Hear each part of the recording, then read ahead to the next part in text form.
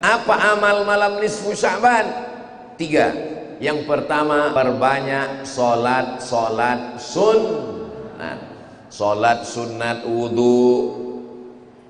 Bilal, sini kejap Bilal. Datanglah Bilal bin Rabah. Aku dengar suara sendalmu dalam surga, Bilal. Bilal masih di dunia, tapi suara sendalnya didengar Nabi. Bergesek tapak sendalnya di dalam surga. Ku dengar sendalmu dalam surga, Bilal. Bilal berkulit izin, susah, hamba sahaya. Ya, jangan bangga, boleh jadi lebih hina daripada Bilal, karena sendal Bilal sudah masuk surga, sedangkan yang kaya, yang pejabat, yang punya harta banyak, STJ, status tak jelas. Jangan sombong, jangan angkuh. Bilal, ku dengar suara sendalmu bergesek dalam surga. Apa amalmu? Kata Bilal, aku tak pernah meninggalkan solat sunat 2 rakaat setelah berwudu.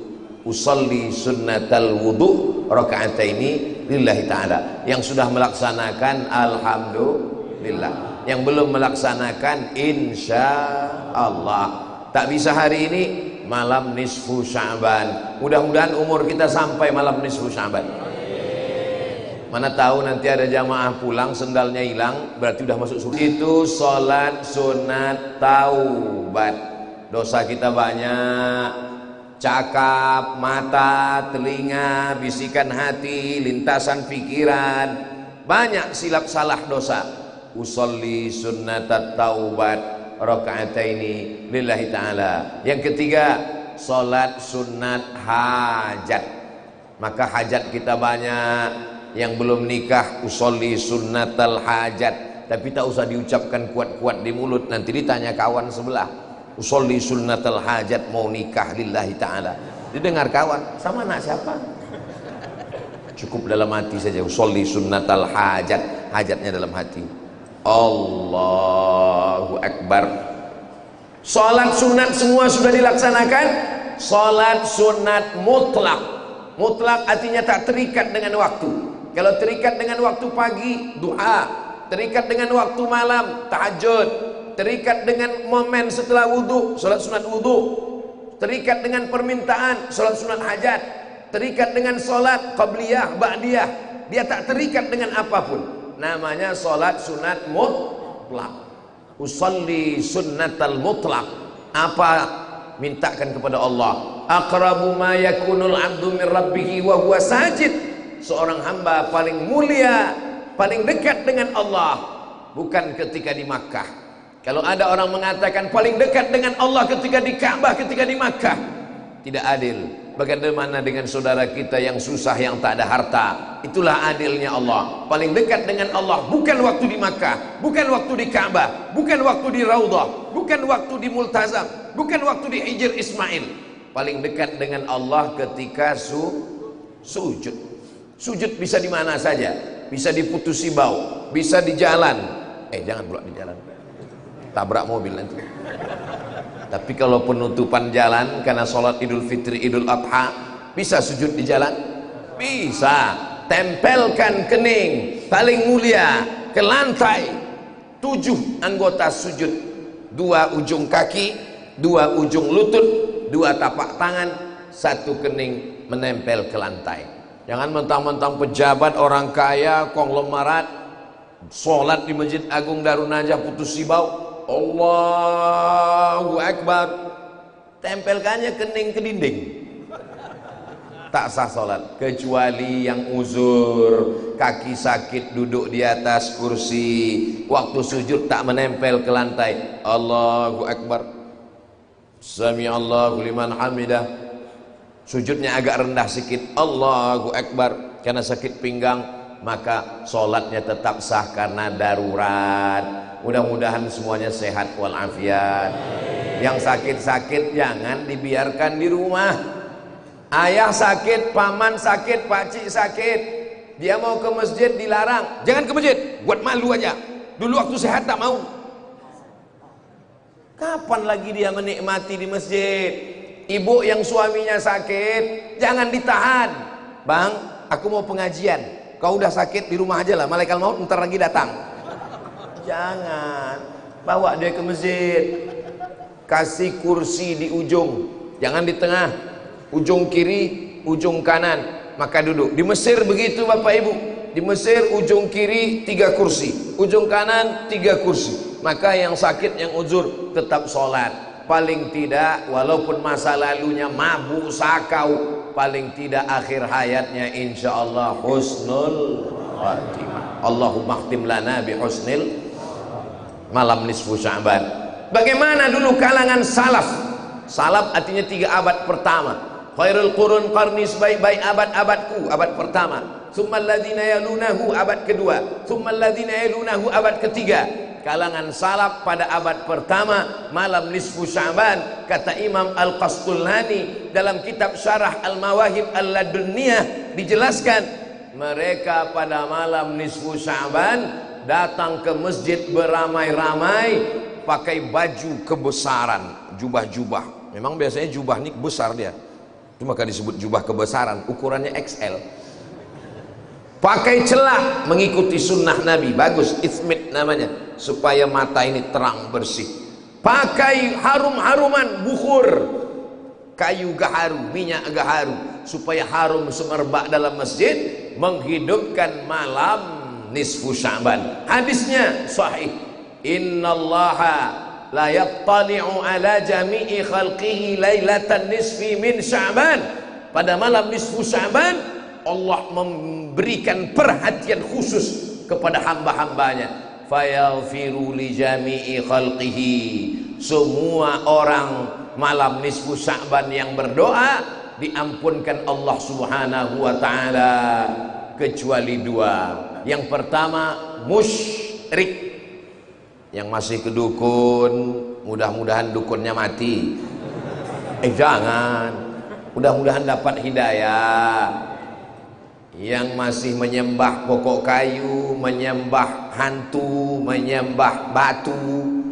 Ustaz Somad tuh pakai batu cincin tak apa-apa, asal jangan diyakini sesuatu. Pakailah batu berwarna merah, nanti matanya akan merah. Itu sakit mata tuh. Kalau sekedar perhiasan tak apa-apa. Masih menyembah kepada selain Allah, syirik, sedangkan kita diajarkan tauhid, la ilaha illallah Muhammadur Rasulullah. Maka orang yang bertauhid insyaallah diampunkan dosanya. Yang kedua yang tak diampunkan dosanya malam nisfu Sya'ban, musyahin, yang belum berdamai dengan tetangganya, yang masih kelahi, belum cakapan dengan keluarganya. Alhamdulillah, tablik akbar ini membuat kita berdamai, bersilaturahim, sehingga tak ada lagi di rumah dengan anak sahabat. Kalau di kampung saya dulu malam nisfu Sya'ban, ada orang membawa pulut, ada membawa ayam, berdoa. Ayamnya ayam mati, bukan ayam hidup. Sudah dipotong, dimasak, dipanggang, habis sholat berzikir, nanti besok malam nisfu Sya'ban, hari Selasa, malam Rabu, tanggal 7 Maret 14 Sya'ban, malam 15, ba'da maghrib, duduk dengan anak-anak, baca Yasin sekali, berdoa, baca Yasin sekali, berdoa, supaya diturunkan Allah rahmat barakah sampai tahun depan, sampai hari kiamat, sampai kita mati menghadap Allah insyaallah. Amin. Habis. Lalu kemudian bagaimana dengan setelah nisfu Sya'ban? Idzan tasafa Sya'ban, kalau sudah lewat nisfu Sya'ban, fala tasumu, tidak boleh lagi puasa. Itu yang tak boleh. Karena nanti melemahkan badannya. Tak pernah puasa, tak terbiasa puasa, tiba-tiba puasa habis nisfu Sya'ban, ditambah lagi Ramadan, dikhawatirkan inna lillahi wa inna ilaihi raji'un. Tapi kalau dia memang biasa puasa Senin Kamis, Senin Kamis, Senin Kamis, Senin Kamis, Rabu 15 Sya'ban, Kamis 16 Sya'ban, tiba-tiba pas hari Kamis dia puasa, boleh apa tak boleh? Boleh, karena dia sudah terbiasa Senin Kamis, Senin Kamis. Begitu juga dengan orang yang puasa Ayyamul Baid 13, 14, 15. Pas hari 15 puasa dia, dilarang orang. Jangan puasa nisfu Sya'ban. Memanglah dia hari sunnah berpuasa 13, 14, 15. Yang sanggup puasa 15 hari paling bagus. Ahabbus shaum ilallah shaumi Daud. Puasa yang paling disukai Allah puasa Nabi Daud.